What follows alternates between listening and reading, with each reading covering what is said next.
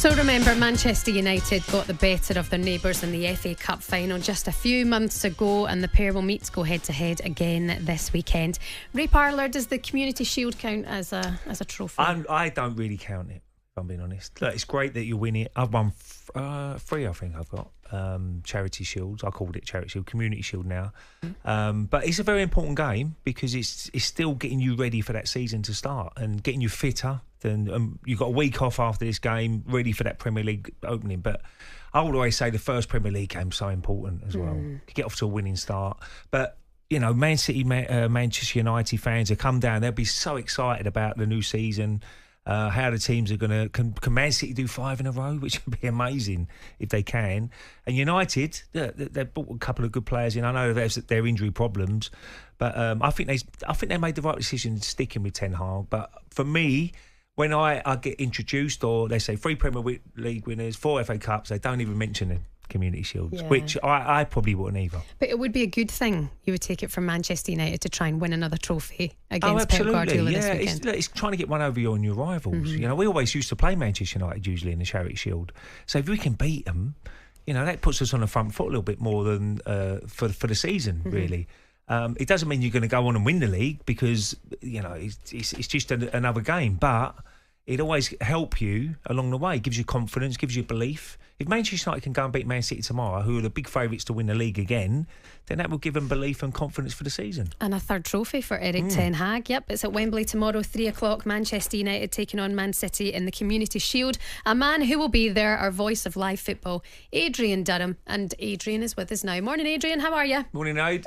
Morning, Span. Morning, Ray. And I guarantee you something, Erik Ten Hag will count it as a trophy if Manchester United win it. There is no question about that. I think Ray's right. I don't think it counts as a proper trophy. However, it does still count as what we used to call the traditional curtain raiser to the season. And I think people do get very excited by it. They read a lot into it, maybe more than they should, because especially in this modern era, because Man City are all about an amazing run at the end of the season. They're not about winning the Community Shield. I don't know. I think it would be an impressive start.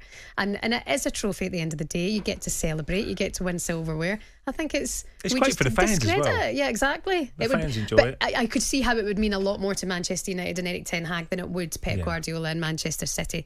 Don't forget about that. What do you think is going to happen at the game, Adrian? What do you expect? Yeah, I mean, don't get me wrong. I think the fans absolutely love it. I love it. It's a Wembley showpiece occasion. What's not to love about that? So don't get me wrong. It's whether we can read too much into it in terms of the season that's the question. True. I genuinely, when I've seen these, I've been to the last few of these, and Manchester City, I'm not saying they don't care about it, but I don't think it's prominent in Pep Guardiola's mind. So I think Manchester United have got a great chance of picking up another trophy for Erik Ten Hag. So, yeah, I'd fancy United for it, to be honest. There's got a couple of players who I've really got to keep an eye on this season. One is Sancho. Obviously, he's playing as like a false number 9 at the moment for United. And another one who's really gone off the radar, he had a brilliant season. And last year he had so many injuries. Mason Mount, another player who's got to have a big season for Manchester United. Yeah, 2 great players to pick out. Mason Mount will come good again. He was brilliant. Remember the pass to set up the winner for the Champions League final against City, was it now 3 years ago for Chelsea? Feels like much longer because Mason Mount's been out of the picture for so long. And we're all doing a little quiz at the Euros, asking about London-based players who were in the Euro final for England 3 years ago. All of us forgot Mason Mount. He started that final. But he will come good again. There's a very good player in there. When he's fully fit, when he's fully settled, Manchester United have got a good player there. And I'm a massive Jadon Sancho fan. And I think the false 9 might be really great for him. I still think his long-term future is as a winger. I think he will think that as well. But I just think it's glad that the nonsense has been put behind Manchester United.